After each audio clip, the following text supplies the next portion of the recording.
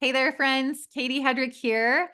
We have a wonderful conversation for you today here on the podcast. We're going to be chatting about how to support your child when learning differences are present. And this is a conversation that I am thrilled and honored to bring to you today because, admittedly, I know very little about this topic, but we have an expert and a wonderful woman coming on the show today, Jennifer Mauser. Jennifer and her husband, Brett, home educated their 3 children, all of whom have now graduated college, which is very exciting. Today, Jennifer still serves the homeschooling community in many ways, including as an IEW writing instructor and in IEW's schools division as an educational consultant.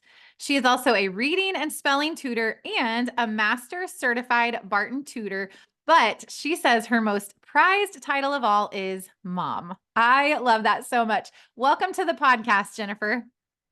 Thank you, Katie, for inviting me on. I'm really delighted to be here. I am thrilled to have you. And truly, you probably don't get enough credit because I chatted with you before our conversation today, and you are genuinely a wealth of knowledge. And you kind of blew my mind on everything that you shared with me, even before today's podcast episode. So I cannot wait for you to just share from your heart with our audience today about this topic, about learning differences. And we're going to cover all sorts of different things. But as we kind of dive into this topic, let's start by chatting about what are some of the common learning differences that are affecting families today? Sure. Well, the number one that's identified out there now is dyslexia. And all of these learning differences, by the way, occur on a continuum. So they can be mild to where they're hardly even noticed, and they can be severe.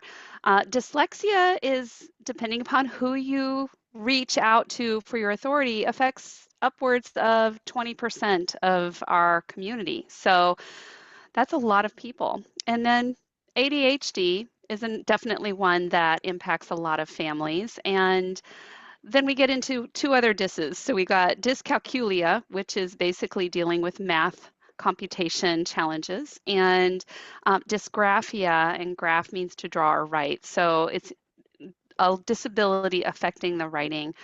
Those are probably the ones that I see to be the most common, but they're not the only ones. That is so interesting. And, I really had no idea that, especially the dyslexia, that it affected so many children and so many families. And still, really, until I started chatting with you about this and kind of diving into some of the statistics. And I think on one hand, there's some hope in that, and that families can feel supported and like they're not alone, because it really does. It affects a pretty large percentage of the population. Some of those other ones like ADHD, obviously I'd heard of. The dysgraphia, I'd kind of heard it mentioned before, but I really didn't know what that was all about until you started sharing about that with me. And so I think that these learning differences, like I said, are way more common and way more prevalent than maybe we realized. And so I think it's so important for moms to know that you're not alone. In fact, your family had some personal experience with some learning differences. Could you share about that with us? Certainly, I'd be happy to. Um, every point of knowledge comes from a point of ignorance at one point. So I was a young mama. I had successfully birthed and started raising 2 boys, and then my third child came along, this darling little girl, and I thought, oh, this is going to be my easy one. And as we were approaching reading, and starting with our little basal readers and things like that, I could not get her to read at all. I couldn't get her to learn her alphabet. I couldn't get her to rhyme. And I grew very concerned. And I thought, well, I'll just shut the books and I'm going to wait a while, and we'll just let her little brain mature and then we'll get back to it. And I did, and she didn't. So that was when I got very concerned and started looking for other answers. And I was fortunate enough to have a friend and colleague who was a Wilson tutor. And Wilson is an Orton Gilliam method of instruction that follows kind of a structured literacy approach that works very well for many dyslexic learners. And she evaluated my sweet little girl and said, oh, she's got some hallmarks of possibly having dyslexia.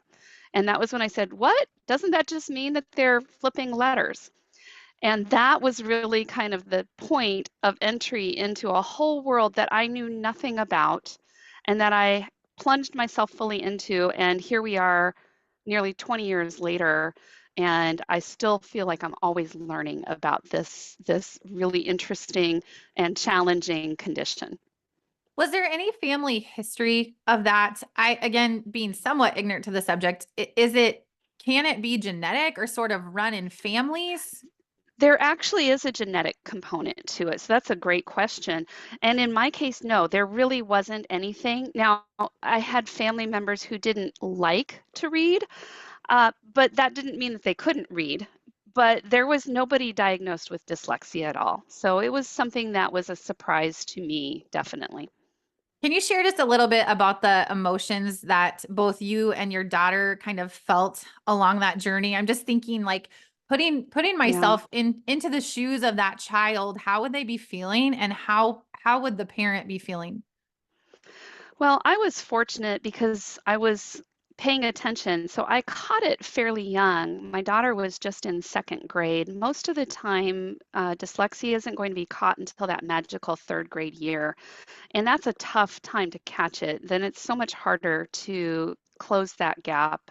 And so, honestly, I think my daughter was just exhausted. She Mm. wasn't all that concerned. She would just rather be outside playing. So for her to have to sit on my lap every night and work on a reader was not her idea of fun. So for her to get that break was pretty awesome. For me, it was devastating. I'm a lifelong reader. My degree is in English. I really focused on literary analysis, so deep, deep readings of some pretty challenging stuff. And so I started questioning my parenting for one thing, like, did I miss it? Why couldn't I have caught it sooner? I felt that parent guilt that we mamas are so good at applying to ourselves, but not to others. We always Yeah. think it's my fault. And then I went through a real grief process. Is my daughter going to be able to, learn? Is she going to be able to go to college? That, by the way, yes, she did. She did a great job, as a matter of fact. But those are all fears that I had to kind of wrestle with. And it wasn't a one-time, figure it out and then it's done. It's something that I kind of dealt with a little bit all the way along until I finally saw the end was in sight and that, yes, my daughter was going to be fine. My daughter was going to learn and not only learn, but excel. So it took a while. It is so easy to pour out the mom guilt upon ourselves, isn't it? Oh, Man, yeah. we just, oh, Yeah. we do that as moms. And I think as good moms, because we want the best for our kids and we kind of feel the weight when something is challenging or they're walking through something hard. And I think it's so important to validate the feelings that you felt as the mom as you were Right. walking through that, as well as validate the feelings of the child as they are working through all of that and Right. doing the best that they can to take steps forward. Yeah. Katie, one of the questions I had as a parent is I'm a homeschooling parent. I didn't learn about dyslexia. Surely teachers would have caught this. And I was maybe doing my daughter a disservice by home educating her. And Mm. I can resoundingly say that's not the case, actually.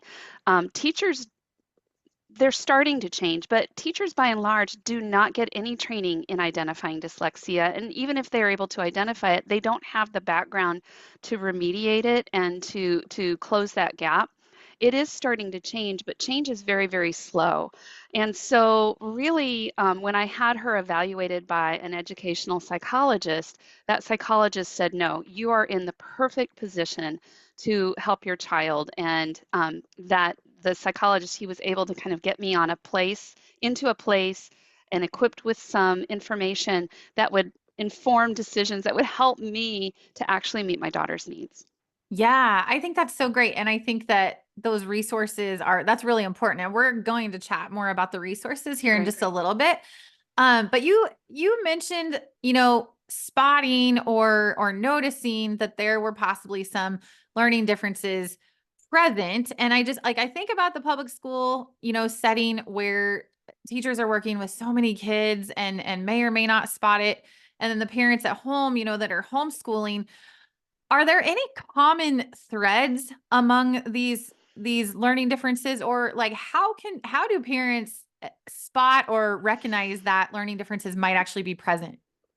Right, that's a great question. And actually, dyslexia can be diagnosed. I know we're leaning a little bit heavy on dyslexia because that's where my expertise really lies, but it can be diagnosed in students as young as 5 years old.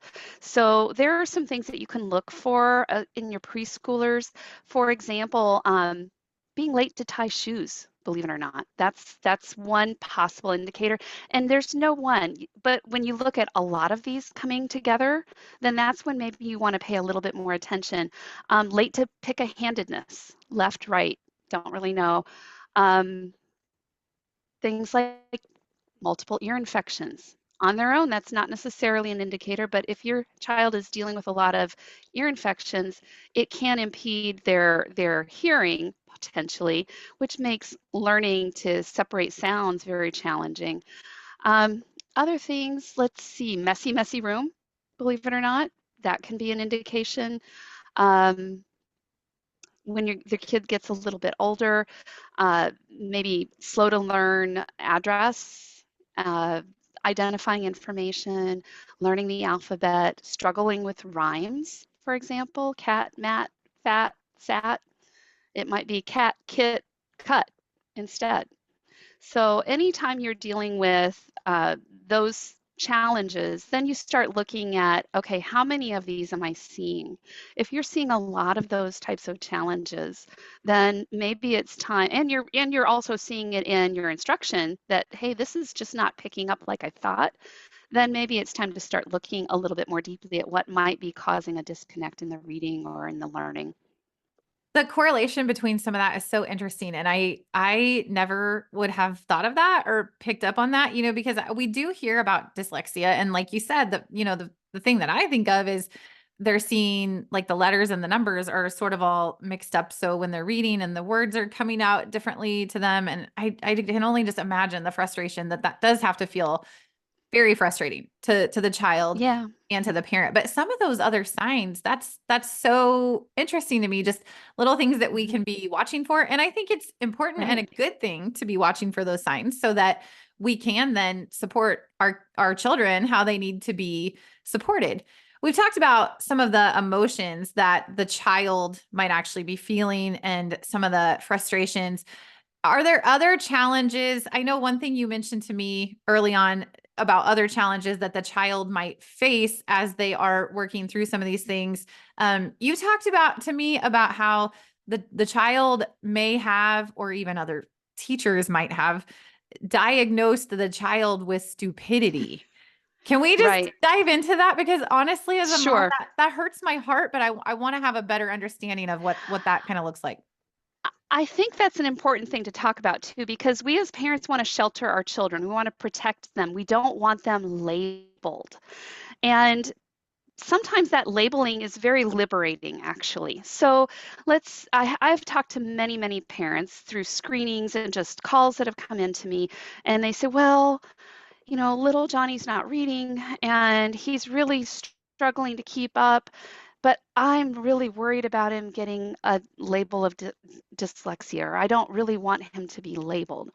Well, Johnny's already labeling himself because he's not dumb. He is looking and he's saying, look, I'm not keeping up with my peers. My brother was reading before this. And so I must just be dumb. I must be stupid. They're going to go there. So I had one mom actually that I recently spoke with, and she wrote me back after I had this conversation, and she said after I spoke with her, she cried. And of course, I felt horrible. I really did. I don't know, maybe I was too direct that day. But then she said, it inspired me to get a diagnosis. And that diagnosis has been empowering. I've been able to look, and my child also has stands a little taller. He says, okay, I'm not dumb. I just learn, my brain is wired differently. I learn a little bit differently, but I'm every bit as intelligent as anybody else. And that's really empowering. I tend to work with students who come to me and they are, I hate to say it, but the failures in of being able to learn to read in a lot of public education situations with late middle, high school. And these kids have really been put through the ringer. They're the kids that aren't reading cat at 8th grade. So they definitely have had, at this point, they're dealing with anxiety, depression. Some of them are getting into some very dark places, just feeling like there's something wrong with me. There's really nothing wrong. We all have differences. You might have blue eyes, I've got hazel eyes. People's brains are also different. And I think that's a wonderful thing. God created us all with this unique, beautiful variety. And for a lot of our dyslexic learners, not all, but some of our dyslexic learners have other giftings that aren't necessarily as readily apparent in the way we prioritize our educational environments these days, but they are there nonetheless, and they can really come out. A lot of our entrepreneurs, business starters, are dyslexics. So, I, I and they're could very, very high achievers. I could totally see that. Jennifer, you're so good at just speaking life and bringing hope. And you're sharing all of this. And I'm thinking in my head, I'm actually thinking of Mark Hall, who is the lead singer of the Casting Crowns contemporary Christian group. They're one of our favorite bands and have been for a really long time. Oh, And yeah. he's so wonderful. We've been to so many of their concerts, and he always is sharing at his concerts about how he says, I was the little boy in school growing up that they labeled me as stupid, and he was dyslexic and really hmm struggled through school. But then he went on to study music and to write song lyrics. And now they're like Yeah. one of the top recording, Christian band, Christian artists of all time. And he's inspiring the world, literally changing the world through the song lyrics where he was, Yeah. dyslexic in school. And I just think that's so hopeful. And I would love to hear how things kind of panned out in your family with your Sure. children, and especially your youngest, your daughter, who was Sure. dyslexic, and kind of where your kids are at and what they're doing now. Sure. Well, I want to clarify. Once dyslexic, always dyslexic. You can rise above it, but it's not anything that you ever escape. Dyslexia is just, it's like your brain is your brain, and it's always going to be a dyslexic brain, but there's nothing wrong with that. In my daughter's case, once I got into a program and a system and educated myself, I was able to help her. For me, that was the Barton Reading and Spelling Program, which is an Orton Gillingham based program that's also optimized for parents to use. I use it in a professional capacity, but it was originally designed for parents to use who were not able to afford or weren't able to find a tutor who could assist their child. So we took a very long time. She's very dyslexic, and we took a very long time to get through the program. By 8th grade, she was through it. We were also using IEW's writing materials. So the writing and the reading and spelling were supporting one another. And it came time to start taking those dreaded college entrance exams like the ACT, SAT. Well, I knew that my child would need to have accommodations because while she could read, she was slow. And so then we launched into getting those accommodations in place, and it took a while. So if you have a child that you think might need accommodations for ACT or SAT, my advice to you is to begin early. We were able to ultimately get those accommodations, and my child was able to show what she learned. And by doing that and having that extra time, she was able to qualify in our state to get a full ride scholarship for her academics. And so that really opened up the door. We ended up sending her to a private school and in college, and they gave her a full ride. And she was able to, actually went to college early. She was in college by her sophomore year in high school. And that enabled her to get her gen ed. So when she went into her 4 year, she double majored. Actually, she got dual degrees, one as a Bachelor of Arts and the other as a Bachelor of Science. And so she's really truly a success story. She's won several awards. She was able to get an undergraduate grant to go do, she's got a degree in environmental science. So she was up in the Finger Lakes of New York area this year, traipsing through rivers, checking for contaminants in culvert areas. And so she was out there doing that. And that was all, wonderful for her. She was one of the only, I think she was one of two undergrads to get that grant. So she's worked very, very hard. definitely. So she didn't let the dyslexia bog her down.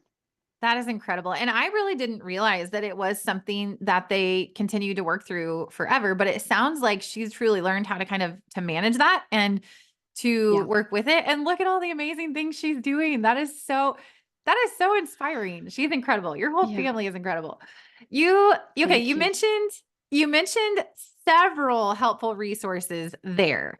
But if Mhm. I were to ask you just what are the top resources that parents can utilize, how would you answer that question? All right. Well, just to learn more about what's going on with their child, if they've got a diagnosis or if they're wondering, I would use understood.org. That's a great online kind of just information area where you can go get information on whatever it is that your child is facing. Um, I certainly love the Barton Reading and Spelling Program. So if you are thinking dyslexia, take a look there. LDA America is a great organization as well. So I would look there. And let's say diagnoses are very, very expensive. That might not be what's in your family's budget at the moment. There's a wonderful app put out by Doctors ID, Brock and Furnett ID. They're the authors of the Dyslexic Advantage, called the Neuro Learning app. And you just go in Neuro, NEUROLEARNING app, and look it up. And that is a great screening to double check and see if your child might be at risk of having dyslexia for a very affordable price. So that's a great way to get more information. And then I saved what I think is the best for last. I love IEW for writing. And the other thing that IEW does is it really supports comprehension. So if you have a child that maybe hasn't got a lot of reading under their belt, doesn't have a lot of vocabulary, IEW's source texts will help build that comprehension. The checklist with all of the requirements there will also support comprehension. So I really believe in uniting whatever your science of reading program is with the IEW writing for the best possible outcome. My heart just bursts when you talk about IEW because I love it so, so, so much. Their structure and style for students program has completely changed my family's life in so many ways. I mean, I gush about this program. The source texts that Jennifer mentioned are just so rich and so full of goodness, and the way that the kids learn reading and writing and comprehension and just creativity and imagination and putting that pencil to paper in a way that is simple with just a Right, plan. They go to public school and the teacher says, "Write me a story." And the kids look at their paper and they just half of them just start crying. But right, Mr. right. Pudua with his system within the structure and style for students program. Oh my goodness. I just can't say enough good things about it. And so I love that you get to be a part of that. I love that you recommend that as a helpful resource for parents. Jennifer, oh my gosh, you are such a wealth of knowledge. You bring hope. You are a breath of fresh air. I cannot thank you enough for what you shared today. Our listeners, where can they connect with you or follow along with more of what you have to share? Well, they can certainly reach out to me at IEW. I'm an educational consultant in the schools division, so you can contact me there. I have to admit, I really don't have a very strong online presence, frankly, because my practice is completely full and I'm working all the time. So I don't have any ability to take on other clients at this point, but you can always contact me through IEW's office, IEW.com, or my email, jenniferm@IEW.com. And I'm happy to connect with you there, or at least provide some information where you can kind of feed yourself perhaps and learn more about whatever it is that you've got concerns with. That is completely understandable that you are booked up full because, like I said, you're just a wealth of knowledge.